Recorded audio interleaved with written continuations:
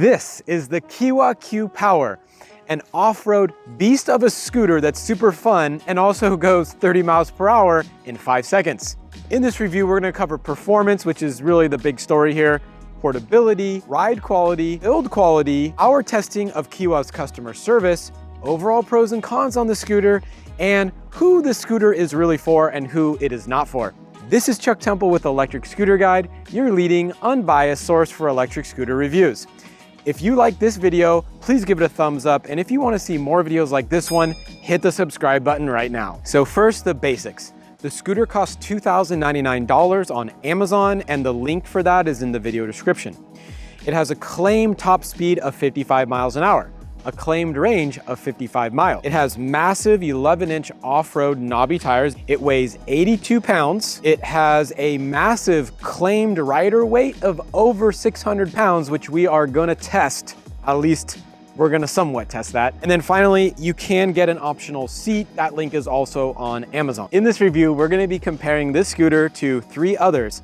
The Cabo Wolf Warrior, which is a bit more expensive, the Cabo Mantis, which is a little less expensive, and the 010X, which is actually about the same price. Now, the biggest thing that you're gonna notice about this scooter right away is these giant knobby off-road tires.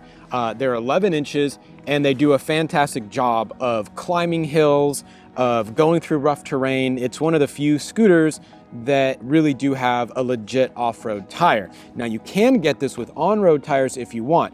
I've ridden it both on and off-road, and they do work well on the roads that I have in Berkeley, California, because our roads here are actually quite terrible, and so they do a fantastic job of that. Now, some people are worried that when you have tires like this, you do get vibrations, and that is the case, but only up to about 8 or so miles per hour.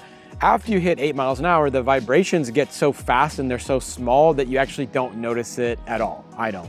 This scooter is fast. So when talking about performance, it's like unbelievably a high performance scooter. So first, acceleration, we got this to 15 miles an hour in 1.8 seconds, to 20 in 2.7 seconds, to 25 in 3.7, to 30 in 5.3, to 35 miles an hour in 7 seconds, and we got it to 40 miles an hour in 10.1 seconds. So it is among the fastest scooters that we've ever tested. The scooter is slightly faster than the Dualtron Thunder. It's about the same as the Cabo Wolf Warrior to about 15 miles an hour, and then the Wolf Warrior does beat it a hair right when you get to 20, and it's definitely faster than the 10X or the Mantis because the motors are just more powerful than those 2 scooters. When you're riding this scooter, you absolutely need to hang on to it. You need to have a wide stance. This is not a beginner scooter by any means. It's a scooter, you need to learn a little bit. You need to ride it in single motor mode before you go to dual motor mode, because if you're not starting the right way, you've got the front wheel turned, you're on bad terrain, you can spin the tires out and fall really quickly, or the scooter can shoot forward and hit somebody. Just be careful with this scooter. In our testing, we actually do a 200-foot test, which is similar to the quarter-mile test in automobiles. So we developed this 200-foot test for scooters. We don't really even have it on our website, but I think it's interesting as a stat for people that are really interested in speed testing and how fast things go. So this got to 200 feet in 6.6 seconds, which actually tied the Cabo Wolf Warrior for the fastest scooter ever recorded.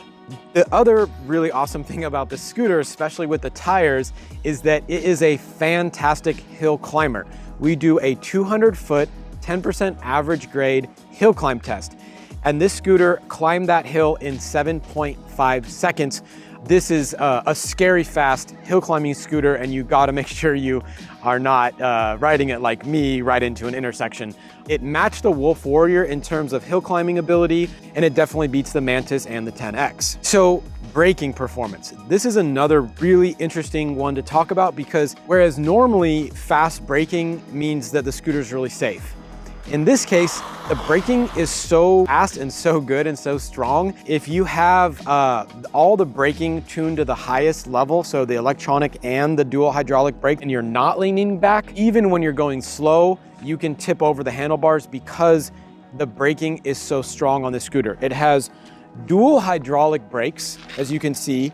They're super large discs on both the front and the rear wheel. Activation on these disc brakes is buttery smooth. I mean, you can literally use 1 or 2 fingers on your brakes and it takes almost no effort to brake. So it's like really a pleasure to ride. What I would recommend though is not having the electronic brakes past the 3 out of 5 in your P settings.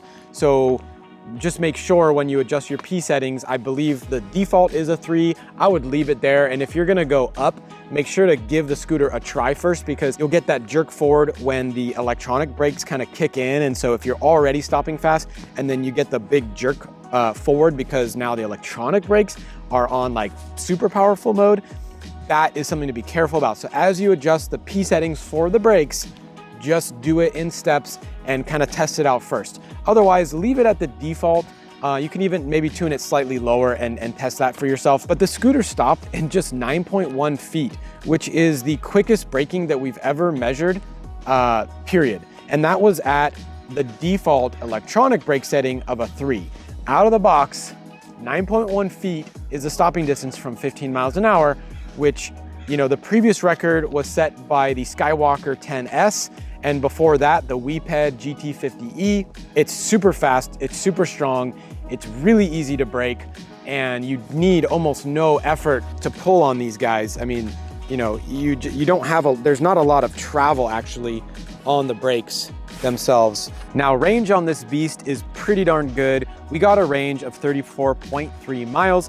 And again, and that is in the all the highest performance modes. So it's, you know, it's mode 3 on the scooter. I do have it in turbo mode. Now, there are certain scooters, this and the Wolf Warrior are really the only ones that I've done range tests without always having it in dual motor mode. I actually go back and forth between dual and single, depending on the road conditions. So when you go to dual motor, you don't always need that much power, especially on my range test where I'm riding next to cars and whatnot. And so, you know, with mixed usage of dual and single, it got 34.3 miles. That's about 6 miles less than the Wolf Warrior, and it goes a little bit further than the Mantis or the 10X. Now for ride quality, this scooter, it's nuanced. When you go slow, it's as smooth as any scooter could really be when it comes to ride quality. You've got the spring over hydraulic rear suspension here, and then you've got dual spring in the front. I don't ever bottom out. The knobby tires do actually a really good job. After you're over 10 miles an hour, like I said before, you don't really feel any vibration, and you've got really big pneumatic tires, so they dampen the scooter. Then you've got really fantastic suspension in the front and the back. So it's among the best scooters. It's not necessarily as good as the 10X or the Wolf Warrior or the Dualtron Thunder for suspension, but it's almost there, and it's quite good for the price. I mean, the other thing that we haven't mentioned that much is that the scooter is a lot less than like the Dualtron Thunder or the Wolf Warrior. So you get a lot for your money with it.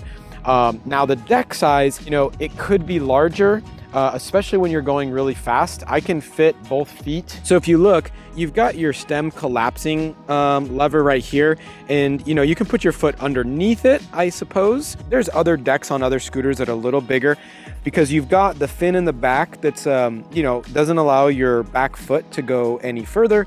And then your front foot, you know, if you can fit it underneath there, then you get a little space. But say you have really tall feet, then you're really looking at just this much space. You know, the deck size could be a little bigger, but it's not small. It's just not as big as like Dualtron Thunder, for instance. So if you're not wearing like hiking boots or something really strong, fin right here, see this back fin? It actually will dig into your foot. It's not terrible, but like if you're wearing tennis shoes or like some kind of soft shoe, you'll feel that digging in. You'll feel the back fin kind of hitting your back heel sometimes. So it's not the best. It's not, you know, it's just kind of like a little bit annoying, but it's not a huge deal. So now up here, you do have your standard, you know, this is what you'll find on most dual motor scooters, is the same kind of switch. So you've got single and dual. You press this down to go into dual mode, right? And that will get you both motors. The scooter, when you ride it, it actually will burn out from a start in dual motor mode. If you're in single motor mode, it usually will not. When I'm in dual motor mode, when I do my acceleration tests and stuff like that, you know, if you don't want it to spin out too much, then you gotta have your weight evenly balanced right away. And that means your weight needs to be a little bit more over the front tire. Otherwise, the tires are just gonna spin for a few seconds before you actually get going. There's just so much power on the scooter. And with the knobby tires, you don't actually get quite as much traction as if you had the road tires, which is an option that you can get. So build quality. Now this is a $2,100 scooter, and we're comparing it to sometimes the Wolf Warrior, which has about the same performance. The Wolf Warrior is about $1,000 more, and there's some reasons why that is. Now, the build quality overall, I would say, is average. Nothing catastrophic is going to happen to you. Frame is solid. We don't get any stem wobble. The suspension looks fantastic and we haven't had any hiccups yet. We've seen other reviews about the kickstand. It looks like they fixed that because we've had zero issues. It's a pretty, actually a really robust kickstand. You can see here. I think this part may have been plastic before, but now it's metal. All these screws have, the nuts in there. I tested everything out, the main parts of the scooter, and it's pretty solid. Now, it does come with a few issues. Number one, and the thing that everybody kind of notices when they first get the scooter, and Qiewa needs to fix this, is that when you start riding the scooter, these lights will straight up just pop out and be hanging out like a cartoon eyeballs. We have a video that you can check out. We'll link to it at the end of this one, where we actually fix those lights and show you how to do it. It's an easy fix, but it does need to be done because otherwise your lights are just gonna come out. Now, the second thing that happened with us is that this right handlebar was sticking. And so what people do is they'll get a wrench or a little hammer and they'll try to push this out. And so we had that same issue. And again, in the video that you can check out, we'll link to it in the video description, and we'll probably link to it at the end of this one. My Uncle Jim actually repaired the scooter and fixed this whole little section. So now, as you can see, we filed down this part a little bit and added some WD-40, and now it's very solid. There is, on the left side, we didn't have that issue, but there is, I don't know if you can see, there is the slightest bit of handlebar movement here on the left side. I don't know if you can see that, but it goes up and down just a little bit. Another note is that while the stem is really, really solid, there's no real stem wobble to this scooter, there is an issue with the stem actually can come right out. So, there's no catch on the stem right here. You do have a groove that really helps with the handlebars not coming askew, right? So you've got this groove here and a little screw that helps kind of align the handlebars so you won't get handlebar movement, which is a problem on some scooters. But if you only have the scooter, if you have the scooter at the very highest point and you go over some crazy bumps, right, and you don't have it in at least a bit, then there is a small chance that the handlebars can come out because it's not locked in, right? So anyway, we haven't heard about that happening to anybody, and I personally don't ride with the handlebars that high, but it's something to be aware of. Now, the cable wrapping is really, really good. You can see that they've got these cables wrapped all the way to the very top, which is really, really good, right? And then you've also got cable ties in here, so nothing, so it doesn't come out. Going down, right? Besides the lights coming off, right, which is now fixed, you do have really nice cable tie downs along all parts of the scooter. So you're not going to get, they've reinforced these cables. So even over time, this is just small details, but you can see this electrical tape that's put over because what happens is this is a sharp thing. And if these are tight, right, which they are, you can get rubbing on this. And so we've had that happen on our NanRobot scooter. It actually rubbed through all the way to where, metal was touching metal and it was sparking on us. And so, with this scooter, they have done a really good job of all those things because they've got these cables really, really well done, and the cable routing is very nice. Now, it does have a horn that's really loud, and you ready for the horn? So they do have a horn right here in the front that's super loud.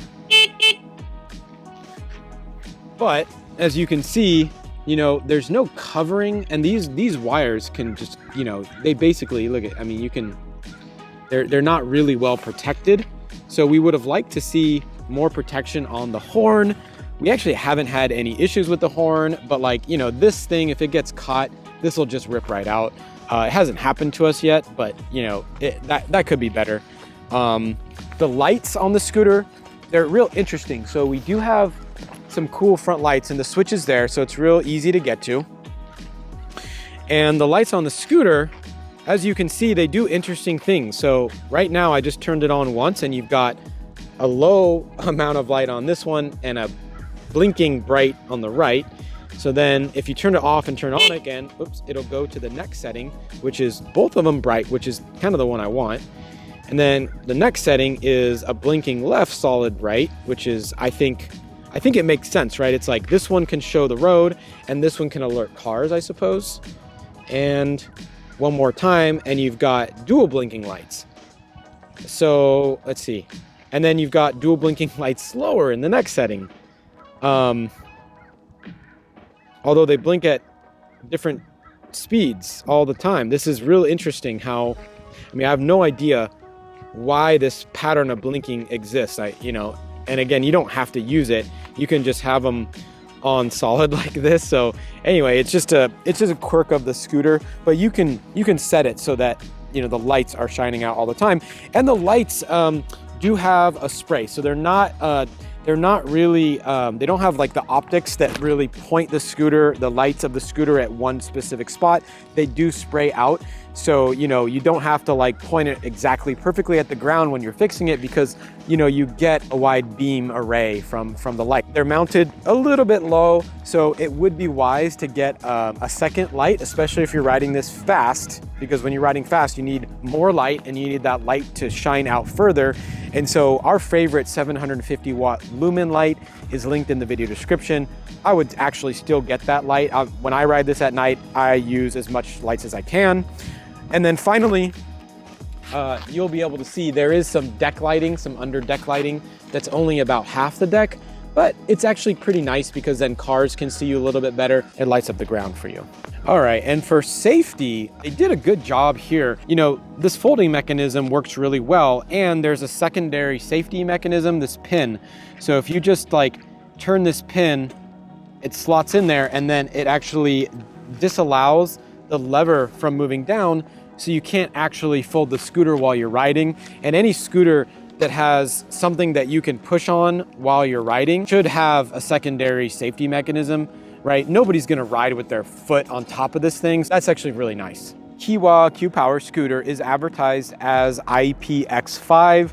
That is an unofficial rating, so I talked to Qiewa about this in preparation for the review. It's not officially IPX5.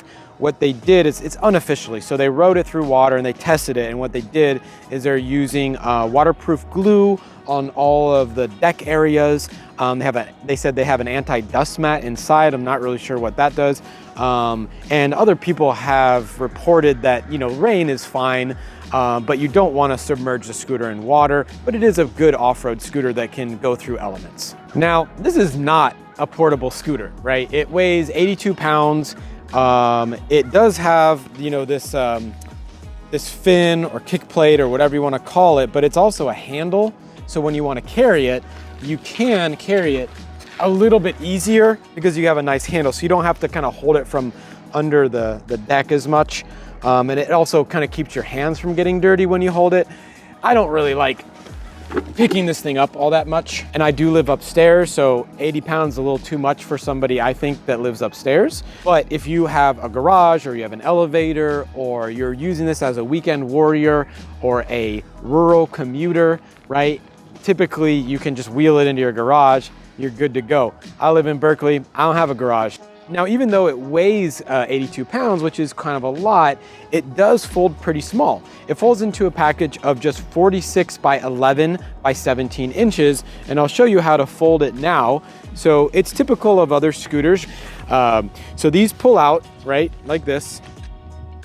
Then you'll take the stem, right, and you can collapse that down, like so. This is similar to most all other scooters that are similar, similar in price to this one. Now this guy here, you won't be able to push this down, right, until this comes out.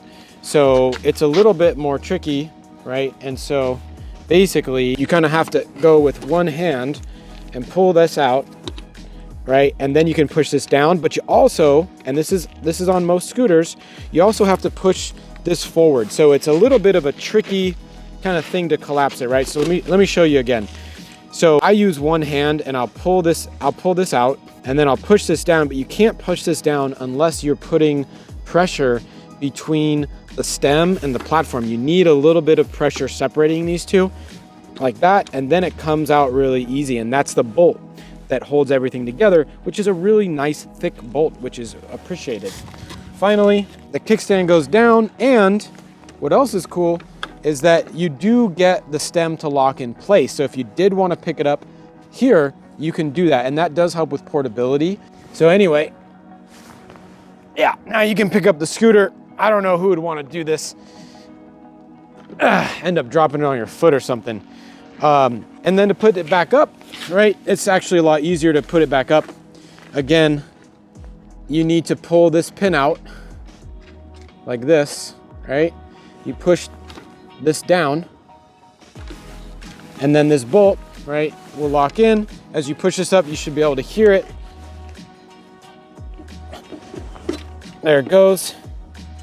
Make sure that pin is still underneath the lever there so that you're locked in, right? And test it, right? And it'll lock.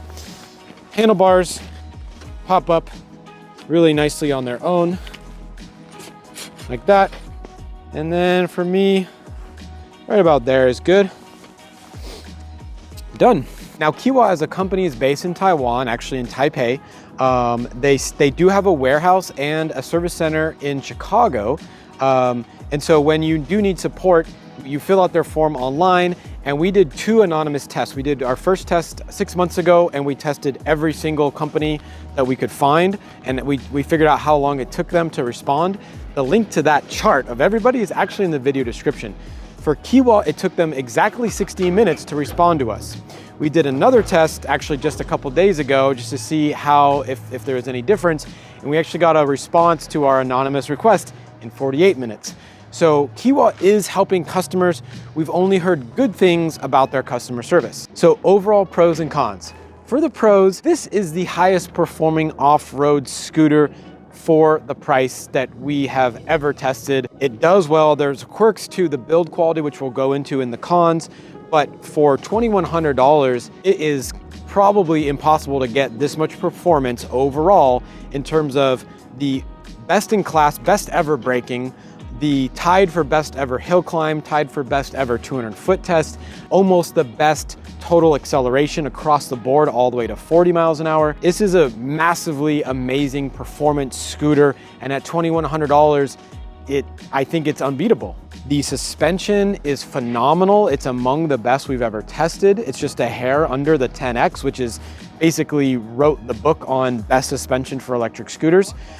And finally, the knobby tires that these come with are really, really good for off-roading, hill climbing, all that kind of stuff. They do really well. And actually they do well on the roads as well. I live in Berkeley here, and we have some really crappy roads where they haven't fixed these things since probably the 1900s. It actually really takes the bumps out of that road because the suspension is so good, and because you have these giant tires that also provide damping, you have dual damping from suspension and tires, and so your ride is actually smooth over some of the worst terrain. Now for cons, there's a few cons.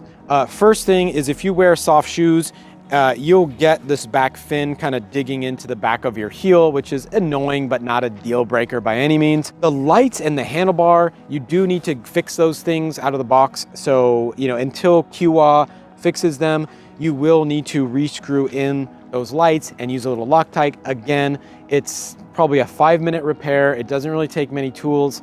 And we have a video to show you how to do it. The deck length could be bigger. It's this big. If you've got a smaller foot, you can put it underneath this latch, but still, most other scooters with this much performance do have a little bit longer deck. And then finally, and again, this is every scooter, we're not picking on Qiewa here, but the type of throttle mechanism is this trigger style throttle. And so when you're in dual motor mode, your finger is quite outstretched. And if you're trying to hang on while trying to also sometimes brake, and you need a lot of grip because you're going fast and slow and you're starting and stopping, and you've got a lot of G-forces going all the different ways. You also need to grip. And so doing all of that with one finger here and say, I don't know, I usually just use 1 or 2 fingers here. You now are only left with 2 fingers and a thumb to hang on and have all your body weight going back and forth. If you try like jet skiing, right? Nobody's holding on with 2 fingers like this when they're jet skiing. It's similar to that when you're riding this beastly of a scooter. It's just something to be aware of. It's not anything to do with Qiewa. It's actually on every single scooter that's above, I guess, about $1,000. We just wish that manufacturers start making more thumb throttles, because you then all have all your fingers to hold on and to brake, and you'll get better performance from your scooter, and it'll just be more comfortable for you. So let's talk about who this scooter is for. So this scooter is for, I would say, a weekend warrior, somebody that can go out into off-roading areas and have a lot of fun. It's ridiculously fun for people that know what they're doing, I suppose. It is a good rural commuter. So if you live in rural areas and you've got, sometimes you don't have sidewalk, and sometimes you're on roads that are bad, and sometimes you need to, cut across a field or something like that, this is a perfect scooter for you. It's ridiculously fast. It'll go through any terrain, somewhat waterproofed. It's IPX5, but it's unofficial. Overall, it's great for that rural type commuter. And then also, I guess you could also say it's a good urban commuter, as long as you're not having to go on a crowded public transportation. You don't have to carry it up and down stairs, right? So sometimes when you're getting off the subway, right, you got to go up and down stairs. You live in a place where you can roll it right into your garage. Then actually it does really well on regular roads too. It actually, when you roll over twigs and stuff like that, while that will hinder a lot of scooters with smaller tires, with these really wide knobby tires, rolling over hazards in the road, which is a big cause of safety problems for electric scooter riders, it's not really a problem on this scooter. You can just roll right over it like a monster truck. This has been the review of the Qiewa QPower. If you have any other questions about the Qiewa QPower, please ask them in the comments below, or just go on our Facebook group and we'll do our best to answer them for you. This is Chuck Temple with Electric Scooter Guide. Ride safe, and don't forget to wear your helmet.